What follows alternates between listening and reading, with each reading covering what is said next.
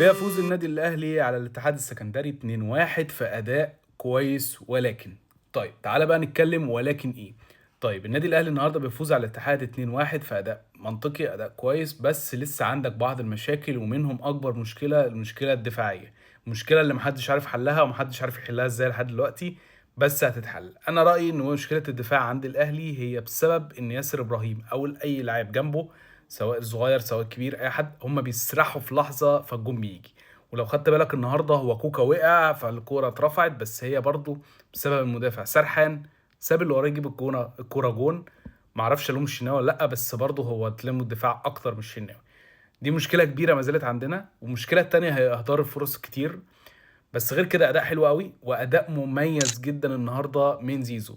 زيزو النهارده اللي عمل الجون وجاب الجون، زيزو النهارده اللي فعلا لحد ما خرج في الدقيقه حاجه و80 بسبب الطرد وعشان نبدل يبقى مكانه مدافعين ونظبط الفريق. زيزو قدم ماتش حلو جدا. هو بن شرقي كان كويس جدا. تريزيجيه النهارده كان كويس بس ما ظهرش زي المعتاد. بس زيزو كان حلو جدا النهارده في رفعاته، في شوطاته، في البينالتي، في كل حاجه. طيب النهارده الحكم كان عنده مشكله بسيطه في وجهه نظري، فهي تسرع في الكروت شويه، سواء في الانذارات او في الطرد في الناحيتين. بس غير كده كان ماتش منضبط كويس. الحكم ما كانش اوحش حاجه، كان كويس جدا. غير كده غير موضوع الانذارات المتسرع فيها شويه وبعض القرارات اللي مش عايز يرجع قوي للفار فيها. بس غير كده ماتش حلو جدا. ماتش كويس لمستر تروبر اللي بيثبت لنا النهارده ان هو مدرب كويس. لحد دلوقتي انت ما تقدرش تحكم عليه، بس انا كان عاجبني حته في الماتش.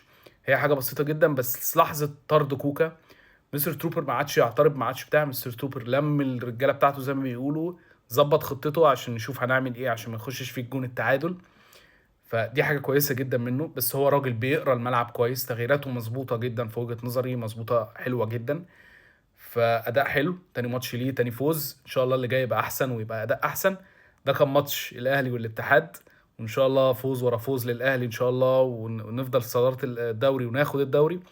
وده كان رأي كورة معايا أنا يوسف. لو عجبك الفيديو اعمل لايك وفولو وسلام.